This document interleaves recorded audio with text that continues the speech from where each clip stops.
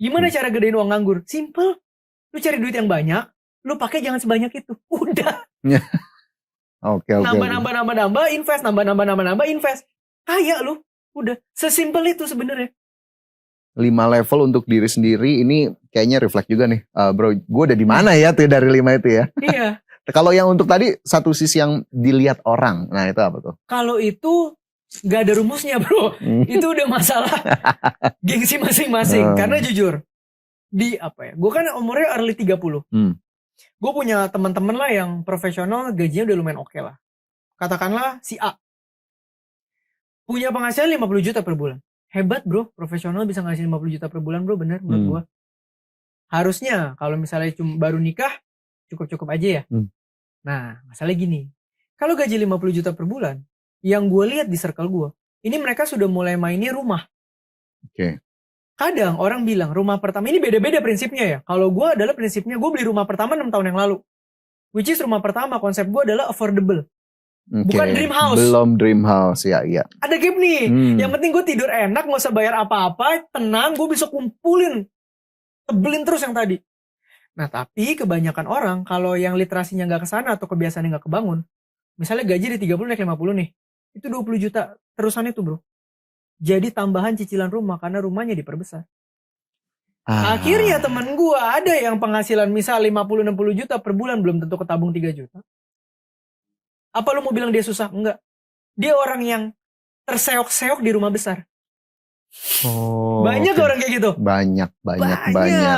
Betul. Karena ya tadi ya dia merasa sudah di level mana, ternyata ditambah lagi, padahal mungkin belum segitu juga kan kebutuhannya. Temen gue ada yang ngiseng, kan ekonomi lagi turun nih. Biasa kalau temen lu ngutang intronya ekonomi, temen lu telepon intronya ekonomi lagi turun, lu tahu selanjutnya kan? Iya, bisa bantu nggak? Bantu gimana? Mobil lu BMW. Iya, bulan depan bayar pajak. Kan itu yang kita nggak mau pak. Nangkep ya maksud gue ya? Maka kalau pakai kondisi lu tadi, banyak pak gue ketemu orang mewah tapi nggak punya uang. Oke, itu yang kelihatan dari luar, ternyata dalamnya terseok-seok kesusahan. Mendingan kita jadi orang yang biasa-biasa tapi tebel. Betul. Belilah ketika memang lu udah nyampe levelnya beli. Ketika udah nyampe rumah gede beli. Tapi make sure setiap pembelian yang lu lakukan membuat hidup lu enteng. Dan lu tetap bertambah kaya, jangan tiba-tiba dihantem cicilan lu malah tambah miskin. Malah bebannya makin gede ya, bukan malah mengurangi beban, makin ke atas levelnya. Iya, soalnya kadang gini bro. Mantap.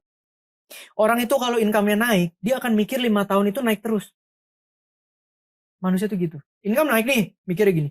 Wah kalau tahun ini gue per bulan 100, tahun depan gue pasti per bulan 200.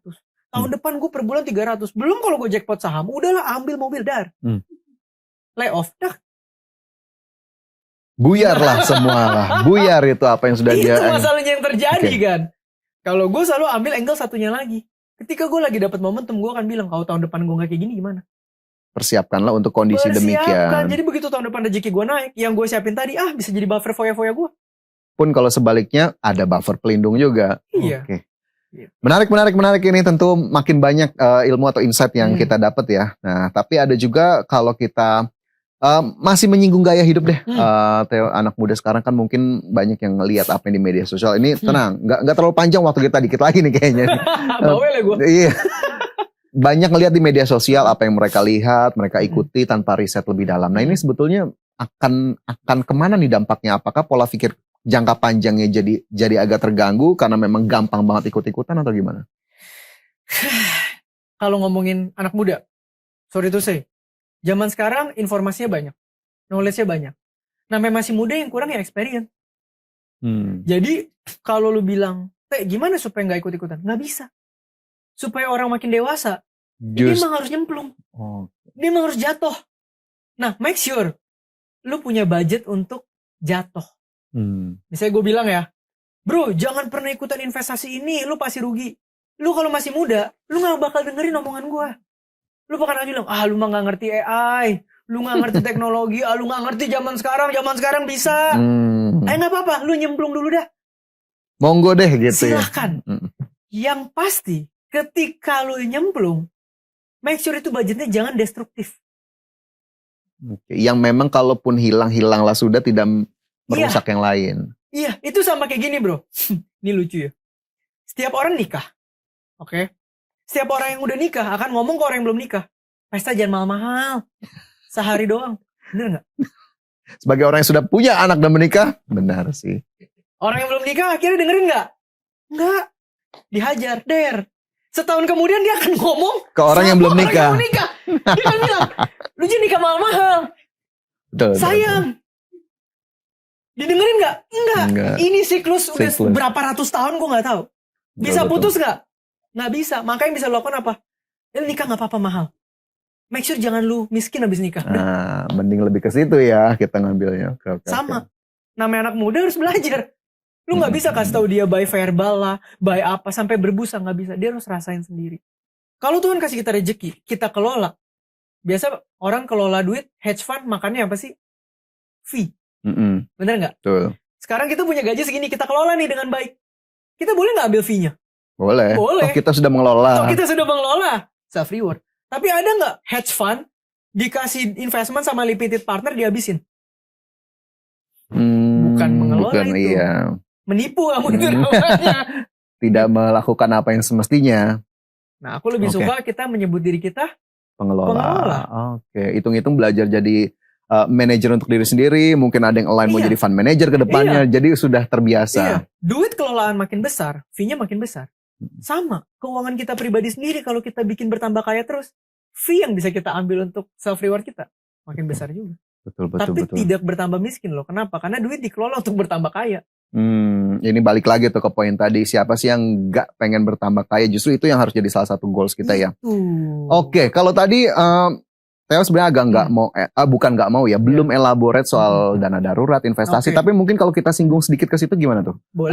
Dari apa yang sudah kita miliki dari sisi penghasilan atau gaji, gimana sih sebetulnya ke arah sana itu? Tadi kan yang pasti kita incar surplus cash flow ya. Kalau bisa kita bangun habit toxic. Toxic itu kayak gimana? Gila ya, bulan ini gue gak ketabung, sedih banget. Biasa kita apa? Iya. Habit kita apa? Terbalik dari situ. Masih ada duit nih, masa gak habis? Yeah. Kita mari bangun habit sampai titik, gila ya bulan ini cuma ketabung segini. Biarpun itu kelihatannya toxic ya, tapi percaya gak lu tambah kaya punya habit itu. Itu dulu. Nah setelah uang nganggurnya tertumpuk, tabungan pertama buat apa? Buat investasi. No, dana darurat dulu. Dana darurat itu kalau buat ngehidupin diri sendiri. Mungkin pengeluaran 4 bulan sampai 6 bulan cukup. Kalau sandwich gen kayak gue, artinya apa? Darurat orang tua ada darurat lu juga. Lu tuh garda terdepan keluarga. Nah itu tebelin. Gue dulu tebelin sampai 8 sampai 15 kali pengeluaran bulanan. Karena gue jaga-jaga kalau nyokap gue kenapa-kenapa gue. Omah gue kenapa-kenapa gue. Sekarang udah beda belum? Oh sekarang udah puji Tuhan. Karena udah angkanya udah oke, jadi udah jauh lebih enak lah mecah-mecahnya. Oke, gitu. Siap ya, mungkin pusingnya beda ya. Pusingnya beda. Nah itu tadi kita ngomongin dana darurat tuh ya. Kok tapi aku udah ada sekarang. Ya simpel, taruh aja di tempat yang gampang dicairin. Terserah mau di mana aja itu ya.